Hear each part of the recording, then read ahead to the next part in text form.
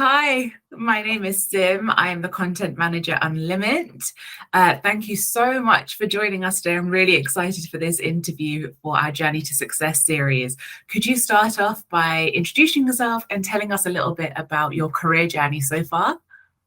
Hi, Sim. First of all, thank you for inviting me for this series. I'm Frederico, but you can call me Fred, please. I'm a Brazilian lawyer. I work for a law firm in Brazil. Currently a senior associate at this law firm called Mattos Filho. And I've been practicing law for 13 years now, I think. It's getting kind of blurry as soon as like the years passes. But I've graduated law school in 2008, and I've been a litigator ever since. I've moved to São Paulo in 2012, also on a career move. And on this move, I've also found antitrust law in my life. So I've specialized in antitrust litigation. I've also taken my master's here in Sao Paulo. Also follow on damage claims of cartels, which might seem like a little dull subject for people who are not into law, but it's a passion of mine. And I've joined my firm in 2016. I've been there ever since. On Between May 17 and July 2018, I lived in New York, also working for the same firm. It was a great experience. I've always wanted to live in New York, and it was a good experience, like get in touch with the American culture and get a little bit of more practice into the antitrust law and so on and so forth. And then I moved back to São Paulo. I had a brief period living in Brasilia, which is the Brazilian capital, doing some litigation in Superior Court, Supreme Court, this kind of stuff. And I moved back to São Paulo last June and been here ever since. Other than being a lawyer, I'm also really passionate about music. I come from a family of musicians, so I always joke that being a lawyer was like a kind of like an error if you can see my family history. But I've always been passionate about law, and I think that the career that I've built so far is a result of this passion. That's so interesting. I love that. How did you find living in New York? Because apparently the lifestyle there is really different and really unique. Did you enjoy it? I loved it. It's funny because I come from it's a big city, my hometown, but São Paulo is an even greater city, and I like, and I found that in New York, that I like living in great metropolis. And living in New York feels like it has that feel that you're anonymous because there are also many people living there, but it also feels like life is moving a very fast pace, and you're just like following it.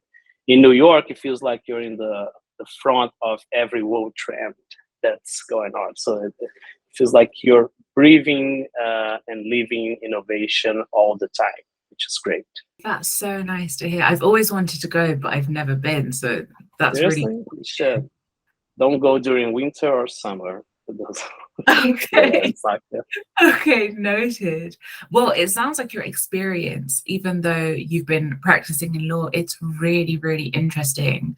And it's really quite diverse in what you're working in as well, even though you have to specialize in something. But it must be a really meaningful experience. I mean, when I was preparing for our time together today, I noticed that the law firm that you're working for it practices in so many different industries. And I saw that there was even like crypto assets and capital markets, investments and finances. During your exposure to these sectors, how have you seen laws and regulations evolving around these industries? Yes, sometimes they are evolving in a pace that's not following the industry trends. So in our firm, we joke that we're always doing rocket science. So we have the opportunity to actually shape laws and regulation as we go. uh, especially in this kind of industries, technology, crypto, and so on and so forth. Everything is happening so fast, and sometimes laws and regulations, they just don't follow in the same pace. So you have to be creative, which is a good thing because there's a lot of like, it's like working in a clean canvas. Of course, there's like the laws that you have to follow, but you also have the opportunity to talk to regulators, talk to legislators, and explain how the industry is evolving and how regulation should be shaped so it would compartmentalize and like make the industry able to move forward. So it's I consider myself a creative person, so I love working with cutting edge legislation because it gives you this opportunity to actually be a subject of this change. Yeah, I can imagine that must be really interesting, especially because of how much dominance these industries are now having in our society. So I can imagine it must be really challenging sometimes. So when you say that it doesn't move at the same pace, do you think that the regulations, sorry, are going at a slower pace than what society needs them to, or faster? Uh, I'll give you the Brazilian perspective. For a regulation to come into place here in Brazil, it has to go through like different branches of government and different kinds of approval. And for instance, if you start, of course, like now it's regulated, but let's imagine that you're starting dealing crypto right now in Brazil, and there's no regulation that specifically deals with crypto, but there are regulations for banks. So there's always going to be a gray area where you can act, and of course there's going to be this other area that you will need the regulation to prevent people from, for example, uh, laundering money on crypto because there's no regulation on it. The thing is that it's not on the same pace. It's because technology, everything is always happening all so fast, and there's always a new trend going on. And the way regulation is shaped, particularly in Brazil and every civil law country, it's always going to be one or two steps behind. But that doesn't mean that you can't make progress or you can't deal here. It just means that you're gonna need a lawyer like myself or my firm that's creative enough to act on this gray area and also talk to stakeholders and push the regulation agenda to make the industry environment more secure and predictable, so you can like deal here in Brazil. Wow, so there's so many different layers to it, which is really interesting, but it must also keep you very, very busy.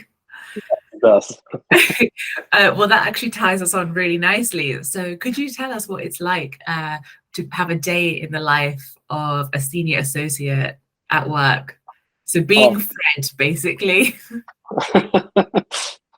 Well, it's I don't want to say chaotic, but it's always very busy because we all always, especially like when you work in a big firm like mine, you're also handling with like a huge load of cases and different kind of litigation. In my case, but I think it's exciting. I always joke that 1 year in my firm it's equivalent to 7 years in real life because we have to deal with all those different cases and a huge workload. But what I do like is, like as I said before, working with rocket science, being able to work with like deals that are relevant to the Brazilian economy, and being able to make a contribution to the Brazilian legal system because you're working on those cutting edge cases. So I like it. And like day to day, I'm managing like 20 people, something like that. And this gives me also an opportunity to like uh, deal with my leadership skills and people management, which I also like. I'm very like interpersonal person. I like to like create bonds, and I'm not the one that's gonna like be on a university teaching, just because I don't like them like doing grades on papers and this kind of stuff. But I do like to teach on my work. So I like this relationship with junior associates and full associates, where I think that I'm making a contribution to their career too, which is awesome. Yeah, absolutely. And that's one of the most important things about sharing our skills and sort of enlightening other people as well, so that they can also join a similar pathway if that's what they would like to do, which also ties into why we're doing this series. So I know that you're managing so much, and I didn't realize you're also managing so many individuals as well. So you must be even busier. But I also know that diversity and inclusion is something that's very important to you on a personal level, which I'm sure you bring into your work as well. So, how do you think that other organizations can create a more inclusive and open environment, irrelevant and irrespective of whatever industry that they are? Do you have some tips and tricks for senior people that they could take on board? I think the first thing they should be always raising an awareness over diversity and inclusion. And I'll give you the example like how I came into diversity and inclusion and started working with that too. So I think we haven't touched the subject so far, but when I joined my firm, there was no ERGs whatsoever. We had like a policy of respect, but we weren't talking about specific issues about maybe like women issues, LGBT issues, and so on and so forth. And there was this group of other attorneys that they had this idea of building the first ERG group of the firm to talk specifically about LGBTQ issues. And they invited me to join, and I had the opportunity to like put this group together, present it to like higher management of the firm, get approval, and I've been coordinating the group ever since. And this was like the big turning point for DNI to me. And also because it was when I came out of the corporate closet and decided to like live myself in the corporate world and like say like, okay, I'm gay. There's nothing wrong with that, because before that, I always had like this fear that talking about my sexual orientation in the workplace would somewhat maybe detrimental to promotions and this kind of stuff. And what I've found out is that I grew a sense of belonging on the firm that I had never had in any other works that I had been to. And this was because I had allowed to be my true self in the workplace. And I'm always talking about this on my perspective, but I can see on other employees' perspective too, because this kind of initiative, they help growing production levels. People are more prone to like relate to the institution and be more productive, which is awesome. And they also feel more positive towards the work, which is also a goal that you should always have, not only when we're talking about sexual orientation, but employees in general. But coming back to your question, how can you create a more inclusive and open environment? I think the first thing you should do is raise awareness. People should know, or at least have in mind, that this is not about just doing good. It's good for business. It's good for business. And once you change this mindset, you'll see that diversity and inclusion also helps in different kind of areas in the organization. I was talking about this the other day, that my work with diversity and inclusion, and after I could see that after I started leading a lot of people, that also helped, because it helped shape this kind of like inclusive leadership style that today is fundamental when you're dealing with multi-generational teams, because Gen Zs and millennials, they have this need to feel included in every decision making process. So it's not just talking about a specific group in DNI. We're talking about a generational group that if you're dealing with this inclusion skills, you'll be able to better handle those teams. So yeah, I don't know if I answered the question, but I think that it's a great start. Raise awareness, start talking about this. Of course, like create groups and give training. I think the best tool you have to advance the DNI and agenda is education, it's content. You have to provide content to your organization, and people will start to change their mindset and see the value behind DNI. Yeah, absolutely. I mean, thank you so much for even sharing like your personal story, because I know it's not something you ever have to disclose, but I'm really like happy for you on a personal level, genuinely like congratulations and well done, because I have friends that still are uncomfortable in doing so, because people are worried, like you said, is it going to hinder their career pathway? Will people treat them differently? Will they not have the same opportunities or be treated in the same way anymore? So I think it is really important, and it's incredible that you and a team of other people have started incentives to support people. I think that's beautiful and amazing. People should always feel comfortable and be able to Yes. be true to who they are and be valued for that, because we all have skills, but we are all also individuals. So I love that. Genuinely, I Yeah. do. And don't get me wrong, it doesn't only come from like coming out of the corporate closet. I think the organizations should keep in mind that they have to uh, create an inclusive space, a space that people feel comfortable enough that they will come out and be their true selves in the workplace. And in order to do that, you need to talk about the subject. So ERGs, BRGs, they're fundamental to this goal. And also, you have to train your leaders. Talk about unconscious bias, inclusive leadership, this kind of tools that, again, they don't often come in naturally.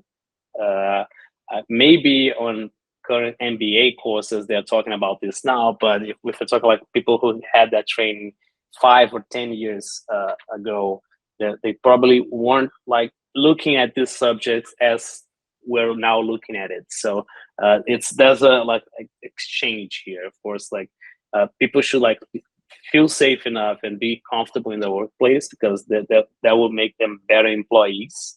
But the organizations should be aware that they need to build this inclusive workplace where people feel safe enough to come out. Yeah, absolutely. I couldn't agree more. I mean, so it's, of course, it's something that's so important to you and it's something that you're really passionate about. So, how do you find the time, the mental space to sort of balance both your career in law as well as you trying to promote a more inclusive environment and having that voice that is so powerful and so needed in diversity and Yes, inclusion? I was like, it's balancing between my day job and my gay job. Of That's course, amazing. like I love that. it is. Of course, I'm personally invested in the DNI advances, so I'm always finding time, but we can't rely only on ourselves. This is why ERGs, BRGs, and the leadership engagement is so important, because this needs to be something that is institutional rather than just like personal. For example, if I decide to like go abroad to like further educate myself, or I'm on a career path right now that I can't dedicate enough time to do that, I have to be sure that there are going to be people advancing that agenda within the organization. So this is why building an ERG and having these kind of talks like in a group, and always asking new people to come on board and advance this agenda it's important, because this is something that you're doing for the greater good of the organization.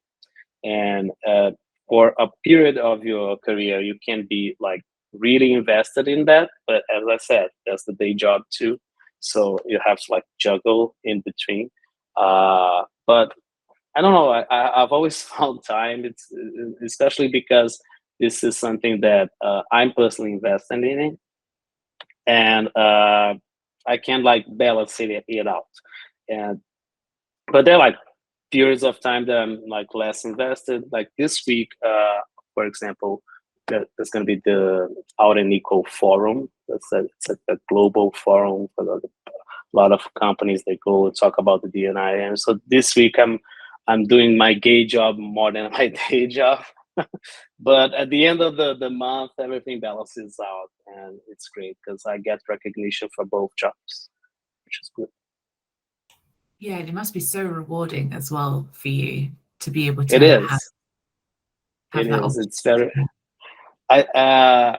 For like the past few years, because I'm in a leadership role at the firm, I had the opportunity to not only be involved in the policy making, but also mentor young associates that are LGBT and help them like to walk the way towards the corporate career, which is also incredible from my perspective because I did not have a gay mentor in my career. So it's like it's a nice opportunity to like to make life easier for the new generation. Yeah, it is incredible. It is truly like it's where majority of organizations now need to be. But if we sort of look a bit forward for other people who are maybe trying to venture out and maybe start an organization or champion a cause, what advice would you give to them so that they have that opportunity to bring their own causes, passions, and interests into their place of work? How would you suggest that they could even start that process? I would say that the first step is, well, build a good support group that will have people to share ideas with. Then you should always benchmark. Go on the market, see what people are doing on different organizations, because at some point after that, you want to try to build consensus with your top management. So when you benchmark, you kind of bring in ideas of what your competitors are doing or what the companies that you benchmark are doing. So it's not just about your personal agenda, but you can shape it as an organizational agenda. So this helps bring top management on board, and then you're gonna have to like open it up to the whole organization to like hear them, provide them content, and hear what are the personal and specific organizational issues that you want to try to handle. I'm saying that because this is how I've done it, and I think we've achieved great success in doing this. And whenever someone comes to me and say, "Oh, I'm thinking about being an ERG in my firm and my company," this is the advice that I give, and I'm always like open to like benchmark and I mean exchange ideas because this is like the if we're doing something that's good, it's not like an industry secret. It's something that we should share because it will make everyone's workplace better and people will be happier. And that should always be our goal in our lives. Absolutely. Absolutely. I love that. And I think, like you said, it's so important to knowledge share now because there are different people, there are different personalities, different generations, different groups, and everyone needs to feel like they have a place wherever they decide to work or however they decide to work. So that's great. So thank you. And then our last question for you today is, despite all your own wonderful success that you've had both personally, professionally, how would you define success? That's the toughest one because and this is like I had this breakthrough in therapy the other day, but I'll walk you through my process because sometimes we are defining success over the lenses of the others. So we think they were successful if we have achieved this and that because this is what society has told us to do. And I've done that, and I often feel frustrated because it feels like there's some space that I haven't actually filled with success. And I came into realizing that success is much simpler than that. Is inspiring people, and I the greatest sense of accomplishment that I had throughout my career, and I really do think I'm just beginning.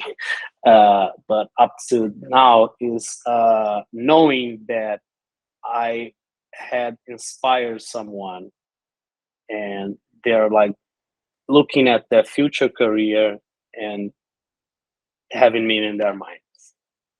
I think this for me is success. I don't know if it's like there's too much vanity on that or not, but I think that because like the other day I was like giving oral arguments to a court, and I had this intern. She was watching, and I just did my thing, talked to the court. Was like pointing and like I won the case, of course. And she called me 5 minutes after and said, "Fred, uh, you're exactly the lawyer I want to become."